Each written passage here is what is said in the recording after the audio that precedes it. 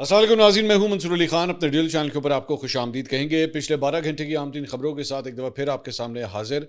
आपसे दरख्वास्त, चैनल को सब्सक्राइब करना मत भूलिए, बेल आइकन प्रेस कीजिए। अगर आपको हमारी वीडियो पसंद आए उसे लाइक और शेयर ज़रूर कीजिएगा।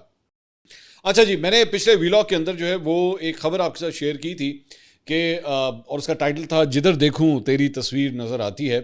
बेसिकली मकसद यही था कि मरीम नवाज़ साहिबा जो हैं वो किन किन प्रोजेक्ट्स के अंदर अपना नाम, अपनी तस्वीर, तो खैर वो वैसे भी लगती रहती हैं। वो तो अगर आप मुख्तलिफ शहरों में जाएँ तो पता नहीं किन किन जगहों के ऊपर तस्वीर जो है वो लगवाती हैं अपनी। ये उनका एक शौक़ है मेरे ख्याल में, या ये गवर्नमेंट ऑफ पंजाब का एक कोई नया टेक्निक है बेसिकली एडवर्टाइजमेंट की। लेकिन मैं हमेशा ये बात कहता हूँ कि चाय के अंदर चीनी डालते हैं, चीनी में चाय नहीं डालते, वरना वो जूस बन जाती है। तो लेकिन यहाँ पे इसी किस्म का शौक़ है, इसी किस्म की ब्रांडिंग जो है। तो उसी से आज बेसिकली पंजाब हुकूमत का जो बजट है वो भी आज पेश किया गया। उसके भी थोड़ी देर में मैं एनालिसिस जो है वो आपके सामने पेश करूँगा। कोशिश करेंगे फेयर एनालिसिस ही आपके सामने रखें। अच्छा क्या है, बुरा क्या है, दोनों चीज़ें हम आपके सामने रखेंगे। लेकिन साथ ही साथ मरीम नवाज़ साहिबा का नाम उस बजट के अंदर, बजट स्पीच के अंदर कितने प्रोजेक्ट्स के साथ अटैच्ड है, उनका नाम, नवाज शरीफ साहब का नाम, वो भी आपके साथ भी शेयर करूँगा मैं। और साथ साथ सीएम के नाम से भी, मतलब चीफ मिनिस्टर। अब वो चीफ मिनिस्टर जब आप कहेंगे तो ऑब्वियसली वो भी तो मरीम नवाज ही बनता है। तो वो भी हम अभी थोड़ी देर में आपको बताएंगे। साथ ही साथ पाकिस्तान तहरीक इंसाफ ने जनाब 10,000 अफराद की कॉल दी हुई थी कि अडयाला जेल के बाहर जो है बस साड़ी गल हो गई है, और महमूद खान अचकज़ई साहब से भी बात हो गई है। 10,000 बंदा जो है वो आपने इकट्ठा करना है इमरान खान साहब के लिए जेल के बाहर। तो उसकी क्या खबरें हैं वो भी मैं थोड़ी देर में जो है मैं आपको अपडेट दूंगा कि हमारे पास क्या रिपोर्ट्स हैं। लेकिन जो मैंने पिछला व्लॉग किया था कि जिधर देखूं तेरी तस्वीर नज़र आती है, तो उसके ऊपर आसिफ किरमानी साहब, जो एक ज़माने में नवाज शरीफ साहब के बड़े करीब होते थे, उन्होंने एक ट्वीट किया। उन्होंने कहा कि व्लॉग मंसूर अली खान, जिधर देखूं तेरी तस्वीर नज़र आती है। लाहौर इस्लामाबाद मोटरवे पर एक नया इंटरचेंज बनाया जा रहा था। एक सरकारी अफसर ने तजवीज़ दी कि इंटरचेंज का नाम नवाज शरीफ इंटरचेंज होना चाहिए। इस गैर रस्मी मीटिंग में नवाज शरीफ भी मौजूद थे। नवाज शरीफ साहब ने मुझसे राय तलब की तो मैंने अर्ज़ किया कि एक दुनिया जानती है कि लाहौर इस्लामाबाद मोटरवे नवाज शरीफ ने बनाई है। ऐसे में एक छोटे से इंटरचेंज को नवाज शरीफ का नाम देना एक मजाक तस्वर होगा, लिहाजा सरकारी अफसर साहब की तजवीज़ मुनासिब नहीं। नवाज शरीफ साहब ने मुझसे इतफाक़ किया, मज़कूरा सरकारी अफसर झिंप गए और आएँ बाएँ शाएँ करने लगे। लेकिन अब लगता है कि हालात बदल गए हैं और खुशामदी टोला सिस्टम पर हावी हो चुका है और लीडरान की चापलूसी करके अपनी नौकरियां पक्की कर रहा है। तस्वीर या नाम रखने से कुछ नहीं होता, मंसूबे और काम खुद बोलते हैं कि उन कामों और मंसूबों के पीछे किसका हाथ था। मंसूर अली खान साहब का व्लॉग देखकर लाहौर इस्लामाबाद मोटरवे इंटरचेंज वाला माजी का वाकया याद आ गया और कलम बंद कर दिया। मुझे नहीं पता आसिफ किरमानी साहब को ये बात पता है या नहीं, लेकिन यहाँ पे एक्चुअली रिंग रोड के ऊपर जो है वो एक नवाज शरीफ इंटरचेंज मौजूद है। फिर भी यहाँ पे मुझे नहीं पता किसने उसका नाम रखा, लेकिन एक इंटरचेंज का नाम वाकई नवाज शरीफ इंटरचेंज मौजूद है। ये लाहौर के अंदर अभी भी मौजूद है। तो वो जो भी वो सरकारी अफसर था, मेरे ख्याल में बाद में वो मोटरवे से रिंग रोड की तरफ चला गया, तो उन्होंने कहा था भाईजान मैं अपनी ख्वाहिश तो ज़रूर पूरी करनी है। एनीवेज, अच्छा जी, इसके अलावा पंजाब का बजट जो है आज वज़ीर ख़जाना मुश्तबा शुजाउर रहमान साहब ने जो है वो पेश किया। बड़े ऊंची आवाज़ में, गरजदार आवाज़ में जो है वो, आमतौर पे वो तकरीर भी जो है बड़ी गरजदार आवाज़ में करते हैं। तो आज उन्होंने जो है बड़ा ऊंचा ये बजट जो है पेश किया। लेकिन दो चार इंटरेस्टिंग पॉइंट्स उसमें देखने में आए। एक तो ये ज़रा तस्वीर देखिएगा, ये जब वो बजट पेश कर रहे थे तो ये पीछे आप शख्सियत देख रहे हैं जो खड़े में हैं, ये हैं साकिब चद्दड़ साहब। अब मुझे नहीं पता कि ये डिलिबरेट था या नहीं, लेकिन आम तौर पे सियासतदानों के अंदर ना ये चीज़ बड़ी इंपॉर्टेंट होती है। मैं साकिब चद्दड़ साहब की बात नहीं कर रहा, मैं जनरली बात कर रहा हूँ कि ये बड़ी इंपॉर्टेंट होती है कि जब भी कोई मीडिया टॉक हो रही हो तो सबकी कोशिश होती है कि कैमराज जिस तरह फोकस कर रहे हैं ना, सब के सब उसके अंदर इकट्ठे हो जाएं, और जो बात करने वाला है उसके लेफ्ट पे, उसके राइट पे लिटरली धक्कम पेल हो रही होती है। आपको याद होगा वो पिछले दिनों पाकिस्तान तहरीक इंसाफ की एक प्रेस कॉन्फ्रेंस हो रही थी, तो वो उनकी एक बड़ी मशहूर ज़माना एक कारकुन है नादिया खटक, जो यूं करके रो पड़ती हैं। तो उनकी तो लड़ाई हो गई थी वहाँ पे इस बात के ऊपर, क्योंकि उनको कहा जा रहा था आप ज़रा खब्बे सजे हो जाए। उन्होंने कहा ना, मैं तो इधरों जाना ही नहीं। और उसके बाद बड़ी वो नाराज़गी हो गई, तो उन्होंने वहाँ पे भी रोना शुरू कर दिया था कि मैं यहाँ पे खड़ी हो रही थी और मुझे खड़े नहीं होने दिया। तो माय पॉइंट इज़ के यहाँ पे मुश्तबा शुजाउर रहमान जो है वो पंजाब हुकूमत का बजट पेश कर रहे हैं, और ऑब्वियसली पूरे पाकिस्तान को पता है, या इवन पंजाब असम्बली के तमाम MPs को पता है कि कैमरा कितने है Mushtaba Shujaur Rahman minister for finance, वज़ीर ख़जाना के ऊपर ही होगा। तो साकिब चद्दड़ साहब जो है वो पीछे आए, और ये सलमान नईम साहब हैं जो एक MPA हैं, पहले एक ज़माने में PTI के साथ मुंसलिक होते थे, अब नून लीग के साथ होते हैं। उनके साथ बातचीत करना शुरू हो गया, और उनका फ्रेम जो है वो टक करके यूं करके कैप्चर हो गया कि साकिब चद्दड़ जो हैं वो खड़े होके उनसे बातचीत कर रहे हैं। अब मुझे नहीं पता ये मकसद था या क्या था, ऑप्टिक्स थी, आई डोंट नो, मुझे नहीं पता। लेकिन इससे बेसिकली एक तासुर ये जा रहा था, कम से कम मुझे तो ये तासुर जा रहा था कि he wants to establishment himself कि देख लो मोमना इकबाल का जो भी केस हुआ, कुछ भी हुआ, लेकिन मैं इत्थे ही गया, मैं आज भी। और ये मुश्तबा शजाउर रहमान जहाँ पे बैठे हुए हैं ना, उनसे बिल्कुल एक कुर्सी छोड़ के, मतलब उनके साथ जो है मरीम औरंगज़ेब खड़ी हुई है, बैठी हुई है, और उनके बिल्कुल साथ मरीम नवाज़ हैं। तो ये मरीम नवाज़ से सिर्फ 2 रोज़ पीछे, 1-2 रोज़ पीछे जो है साकिब चंदड़ वहाँ पे खड़े होके एस्टैब्लिश हो गया कि जनाब ये आज भी नून लीग की सफ़ों के अंदर मौजूद हैं। और वो एक ज़माने में मोमना इकबाल के मामले के ऊपर जो है वो मरीम नवाज़ साहबा जो नोटिस वोटिस लिया था, उसका कुछ नहीं हुआ है। वरना आम तौर पे वेस्टर्न डेमोक्रेसीज़ के अंदर जो है, जब भी अगर किसी के साथ इस किस्म के स्कैंडल आ जाएँ तो उसे इस्तीफ़ा देने के लिए कहा जाता है कि आप अपना इस्तीफ़ा दीजिए, और जब तक आप क्लियर नहीं होते तब तक you are not allowed to come in the house. लेकिन यहाँ पे साकिब चंदड़ साहब जो है वो वैसे ही वहाँ पे खड़े हुए थे, उनका कोई कुछ नहीं बिगाड़ सकता था। अब आ जाए ज़रा बजट के ऊपर। बजट के जो मुख्तलिफ पहलू थे उससे तो मैं डिस्कस करूँगा, लेकिन बड़ी एक इंटरेस्टिंग चीज़ जो है हमने इस बजट के अंदर नोट की, इसको हमने एनालाइज किया। 7 मुख्तलिफ स्कीमें हैं जनाब जिसमें मरीम नवाज़ और नवाज शरीफ साहब का नाम इस्तेमाल हुआ इस बजट के अंदर। पहली, मरीम नवाज़ हेल्थ क्लिनिक। इसके लिए जनाब माजी के अंदर जो है 21 अरब रुपया ऑलरेडी इस हेल्थ क्लिनिक के लिए जो है वो इस्तेमाल किया जा चुका है। इसके अलावा मरीम नवाज़ सेंटर ऑफ एकेडमिक लीडरशिप, ये एजुकेशन के साथ, कॉलेजेस के साथ ताल्लुक है, इसका जिक्र हुआ। Nawaz Sharif centre of excellence, इसका ताल्लुक भी जो एजुकेशन सेक्टर के साथ है। मरीम नवाज़ सोशल सिक्योरिटी राशन कार्ड, इसके ऊपर जनाब अब तक जो है वो तकरीबन कोई 25 अरब रुपया, 24.87 अरब रुपया जो है वो इस प्रोजेक्ट पे भी लग चुका है। मरीम नवाज स्पोर्ट्स सिटी, इसके लिए प्रपोजल जो है वो 50 अरब रुपया खर्च करने का इसके ऊपर है। Nawaz Sharif institute of cancer treatment and research, अब ये जाहिर बात है कैंसर के हवाले से, कैंसर हॉस्पिटल के हवाले से आप जानते हैं कि शौकत खानम जो है वो एक बहुत बड़ा नाम है पाकिस्तान के अंदर। अब उसके लिए उसी सिलसिले में Nawaz Sharif institute of cancer treatment and research 175 अरब रुपए का ये प्रोजेक्ट है, और इसके लिए जो है वो 20 अरब रुपए ऑलरेडी एलोकेट किए जा चुके हैं। अब आने वाले साल के लिए इस बजट के अंदर 20 अरब रुपए इसके लिए भी एलोकेट किए जा चुके हैं। नवाज शरीफ मेडिकल डिस्ट्रिक्ट, इसके लिए जनाब ये एक नया प्रोजेक्ट है, और 169 अरब रुपए की जो है वो इसके अंदर एलोकेशन है। इसमें चिल्ड्रन हॉस्पिटल भी बनेंगे, ऑर्थोपेडिक्स यूनिट्स भी होंगे, बर्न्स यूनिट्स भी होंगे। ये लेकिन नाम जो है एक अच्छा प्रोजेक्ट है। मैं पहले बाय द वे मैं आपको ये बता दूं, ये जितने प्रोजेक्ट्स मैं बता रहा हूँ, they not bad projects, they good projects. आवाम की फलाह के लिए है, आवाम को इससे हेल्प मिलेगी। नाम इसके अंदर मरीम नवाज नवाज शरीफ, मरीम नवाज नवाज शरीफ जो है वो इसके अंदर इस्तेमाल किए गए हैं। उसके अलावा एक और चीज़ हमने नोट की, वो ये है कि जनाब सीएम के नाम से, मतलब ये तो स्पेसिफिकली मरीम नवाज जो नवाज शरीफ थी ना, इसके अलावा सीएम के नाम से जो बजट के अंदर जो है वो मुख्तलिफ स्कीम्स थी। सीएम पंजाब लैपटॉप प्रोग्राम, नून लीग का फेवरेट प्रोजेक्ट है लैपटॉप का, आप जानते हैं माजी में भी बहुत से लैपटॉप जो हैं वो बांटे गए हैं। तो पिछले साल इसके लिए 27 अरब रुपए 1,10,000 लैपटॉप्स के लिए जो है वो दिए गए थे, और 42,000 लैपटॉप जो है वो बांटे गए थे। तो ये भी सीएम पंजाब के हवाले से जो है वो एक ये स्कीम है। इसके अलावा सीएम पंजाब आसान कारोबार कार्ड, ये भी सीएम से रिलेटेड है। सीएम पंजाब आसान कारोबार एक्सपोर्ट फाइनेंस, ये भी जो है वो सीएम पंजाब के साथ एसोसिएटेड है। इसके अलावा हेल्थ के अंदर जो है CM initiative for dialysis program, इसका ताल्लुक भी जो है वो सीएम के साथ जो है इसको अटैच किया गया है।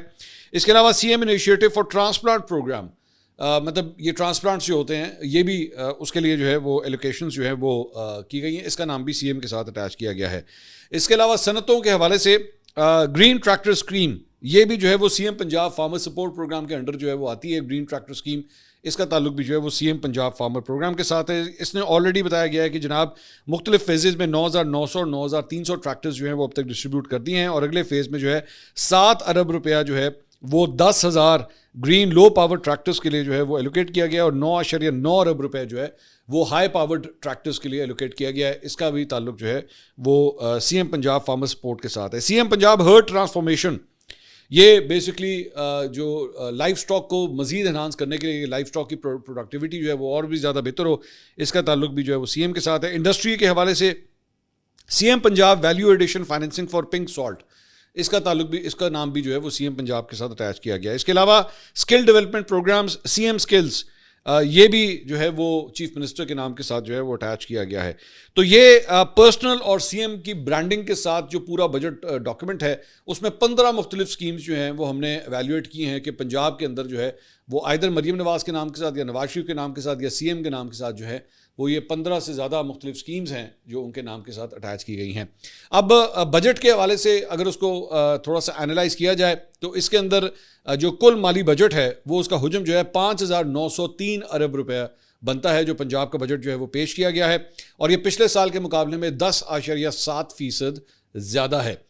इसमें एक जो अच्छी चीज़ बताई गई वो ये है कि जनाब वज़ीर आला, वज़रा और अरकान असेंबली की ने तनख्वाहों में कटौती की, बोर्ड मीटिंग फ़ीस पर पाबंदी लगाई गई, 60% सरकारी गाड़ियों का इस्तेमाल जो है वो रोका गया, और मजमूई तौर पर 9 अरब 78 करोड़ रुपए जो है वो बचाए गए इस किस्म की जो भी इनिशिएटिव्स लिए गए, और जो 4 करोड़ 74 लाख अफराद तक जो है वो पहुंचे। घरेलू कर्जे के 760 अरब रुपए वापसी और कैश मैनेजमेंट फंड को 1200 अरब रुपए तक बढ़ाना एक मुस्बत कदम जो है वो कंसिडर किया जाता है।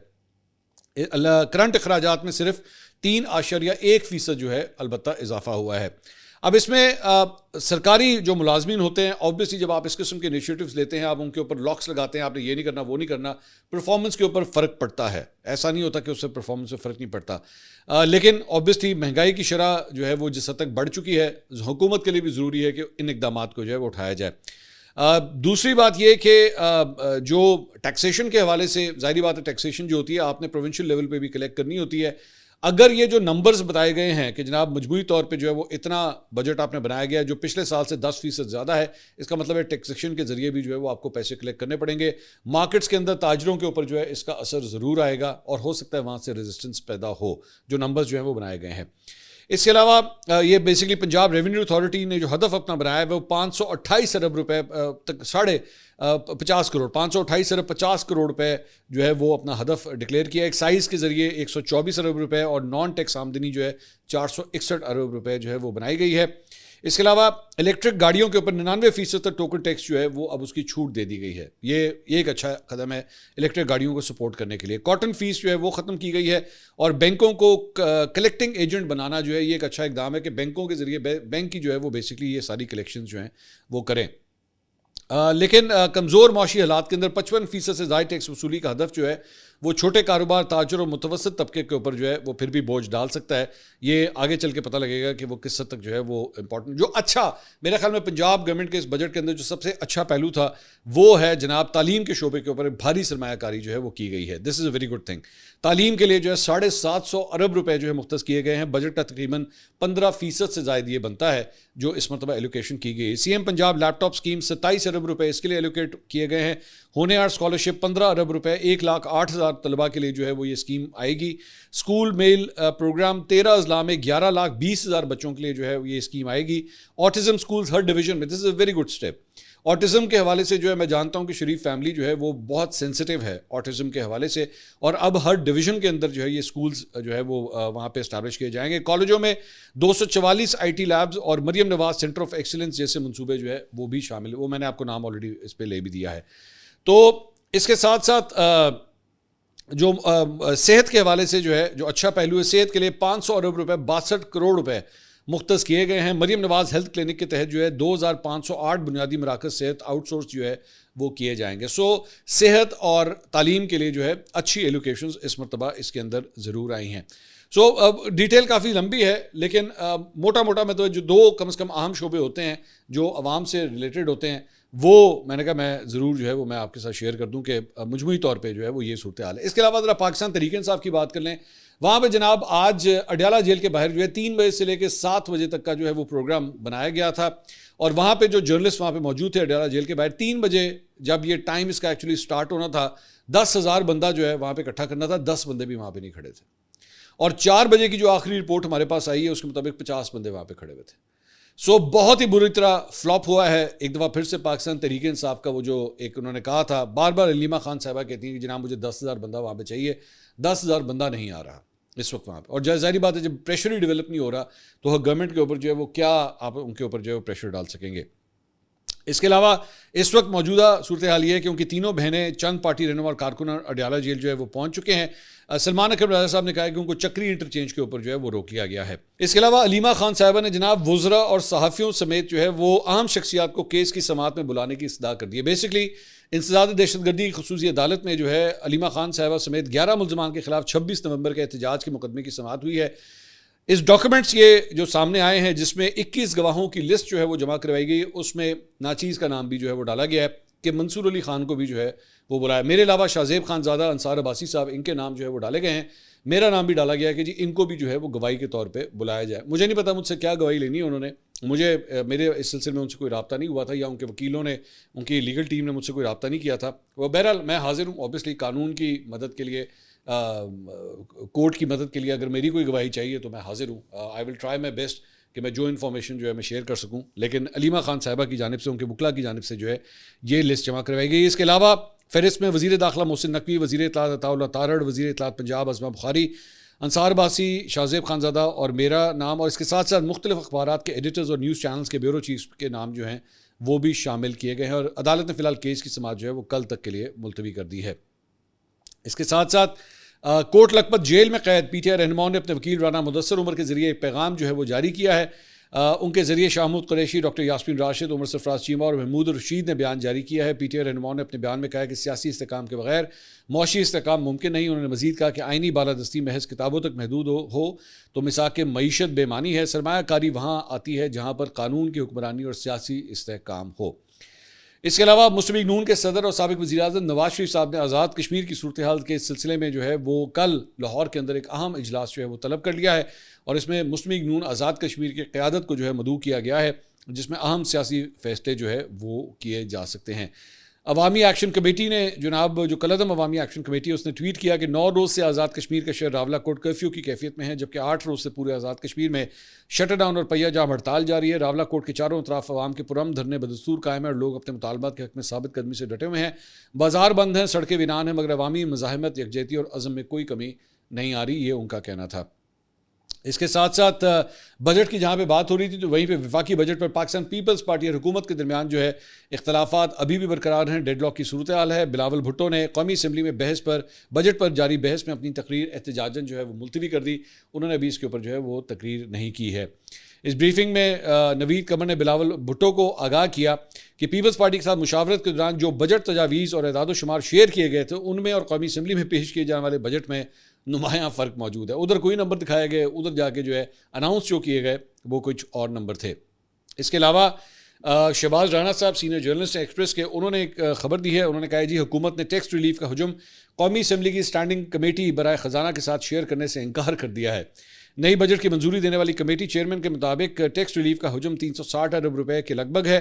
MNA जावेद हनीफ खान के सवाल पर सेक्रेटरी ख़जाना ने कहा कि चूंकि हुकूमत IMF के साथ मुज़ाकरात में, इसलिए हुजूम अफशां फ़िलहाल जो है हम नहीं कर सकते, अभी नहीं बता सकते भाईजान कि ये इसके टैक्सेशन जो है वो कितनी हमने लगाई है।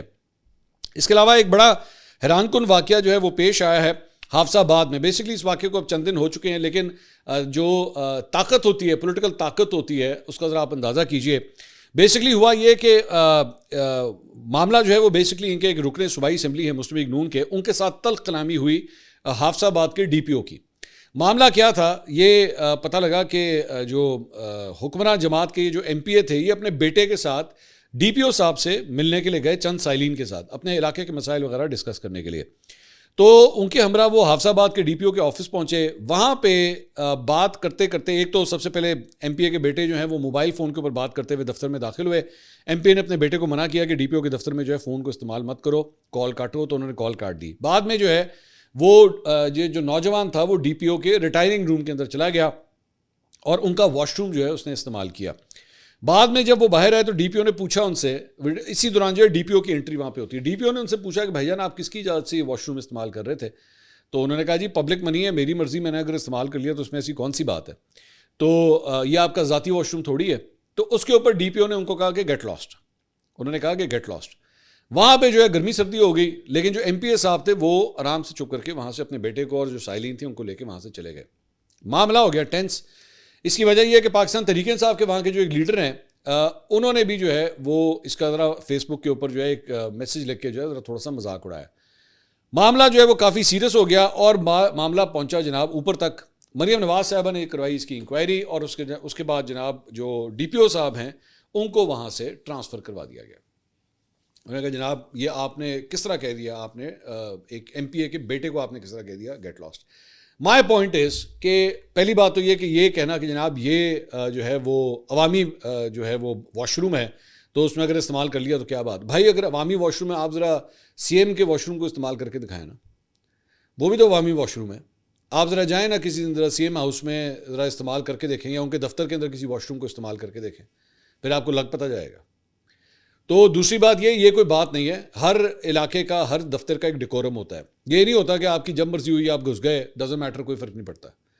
आपने चले, ये तो डीपीओ था ना, आप जरा किसी कोर कमांडर के बाथरूम में घुस के दिखाएं, कोशिश करेंगे करने की, करेंगे आप? एमपीए साहब खुद आपकी टांग पकड़ के आपको बाहर ले जाएंगे पुत्र कोशिश भी ना करी। ये जो दिमाग के अंदर जो फतूर है ना कि मैं चूंकि एक एमपीए का बेटा हूं तो मैं डजंट मैटर, कोई फर्क नहीं पड़ता। आपने डीपीओ के जो है वो आपने कहा इसकी क्या मजाल है, मतलब ये बेसिकली ताकत का नशा है, ये और कुछ नहीं है, ये ताकत का नशा है। वरना कोई आम आदमी, आप तो क्योंकि एमपीए के बेटे हैं ना, एक आम आदमी जरा घुस के दिखाए, नहीं होता मेरे भाई, इस तरह नहीं होता। ऐसा नहीं होता कि जी उसे क्या फर्क पड़ता है, उसका पर्सनल थोड़ी है, तो पर्सनल थोड़ी है तो भाईजान उसके बाहर पब्लिक टॉयलेट लिख दो, जेड़ा उत्थे आए भाईजान ऐ पे आ जाए टॉयलेट जाओ, सारे इस्तेमाल करना शुरू कर दो। That is not the point. और अगर आपने करना भी था, चले मैं बहुत ही जोर का आया होगा आपको, अगर आपने करना भी था आप डीपीओ साहब से पूछ तो लेते एक दफ़ा, अगर आप इजाज़त हो तो मैं टॉयलेट यूज़ कर लूँ। उसके बाद ये कर्टसी है, ये बेसिक मैनर्स हैं, एथिक्स हैं, ये इसमें कोई हैरानगी की बात नहीं है। मैं कोई आपको उन्होंने बात नहीं बता रहा, लेकिन इसके लिए बताया जाना चाहिए, सिखाया जाना चाहिए कि बेटा जब किसी के दफ्तर में जाते हैं तो उसका टॉयलेट यूज़ करने से पहले या इवन उसके दफ्तर में भी एंटर होने से पहले अगले से परमिशन लेते हैं कि अगर आपकी इजाज़त हो तो मैं अंदर आ जाऊँ। डीपीओ या सरकारी अफसर का मतलब ये नहीं है कि वो आपका मुलाजिम है, वो सरकार का मुलाजिम है मेरे भाई। ये अपने दिमागों से ये फतूर निकाले, ओए तू सरकारी मुलाजिम है, तेरी तनख्वाह 80 देने हैं, भाईजान आप अपनी जेब से उसको पैसे देते हैं, सरकारी खजाने से जाते हैं। ये बराए मेहरबानी ये सरकारी अफसरों के हवाले से ये जो अपने जेनों में बैठा लिया है ना, वो तेरी तनख्वाह 80 देने हैं, आप लोग कितना को टैक्स देते हैं और कितने को लोगों को आप लोग जो है तनख्वाहें देते हैं, हम सब जानते हैं मेरे भाई। ये है ताकत का वो नशा, ये है वो फतूर जो हमारे यहाँ पे सियासतदानों के दिमागों में आ जाता है कि मैं चूंकि एमपीए बन गया हूँ, मैं चूंकि एमएनए बन गया हूँ, तेरी ऐसी की तैसी तेरी मजाल, तू मेरे पुत्र को कहते गेट लॉस्ट। लेकिन कुछ नहीं होगा। वो तस्वीर शुरू में दिखाई थी ना, साकिब चद्दड़ भी उधर ही खड़ा हुआ है, साकिब चद्दड़ उधर ही खड़ा हुआ है, उन्हीं रोज में मुस्लिम लीग नून के हुकूमती रोज के अंदर ही खड़ा हुआ है, कोई फर्क नहीं पड़ता नून लीग का। और इंटरेस्टिंग बात यह है कि the CM of this province is a woman, एक खातून है जो खुद ये कह चुकी है कि जनाब मैं इसकी पूरी इन्वेस्टिगेशन करूंगी, तो एंज होएगा तो एंज होएगा। मैं जाना नहीं चाहता इस चीज़ में, लेकिन जितना को ये अब मैं क्या ख़वातीन के ऊपर मैं कमेंट करूं, बट आपके साहब ये मुंह से बोल चुके कि हाँ जी मेरा फ़लाँ के साथ अफेयर चल रहा था, एक एक्स्ट्रा मैरिटल अफेयर चल रहा था, जब आपकी ऑलरेडी शादी हुई भी थी। लेकिन कोई फर्क नहीं पड़ता, डजंट मैटर। खैर है, एक कहता है गेट लॉस्ट, और पुलिस अफसर, वो पुलिस अफसर जो एक्चुअली डीपीओ है, वो तो डीपीओ है। मैं तो कहता हूं किसी आप एएसआई का भी अगर दफ्तर होगा तो उसका भी एक डिकोरम है, उसकी भी एक रिस्पेक्ट है, उसकी कुर्सी की भी एक रिस्पेक्ट है। अगर डीपीओ तेरी मजाल, असी नून लीग के एमपी है भाई, तो इज्जत क्यों नहीं देती? आपका तो बस ना चले, आप डीपीओ के दफ्तर जाके डीपीओ ने कहा चल पुत्र तू बाहर बैठ, तेरी कुर्सी तो मैं बैठांगा, कुछ होश के नाखुन में। अगली वीडियो में आपसे दोबारा मुलाकात होगी। अल्लाह हाफिज।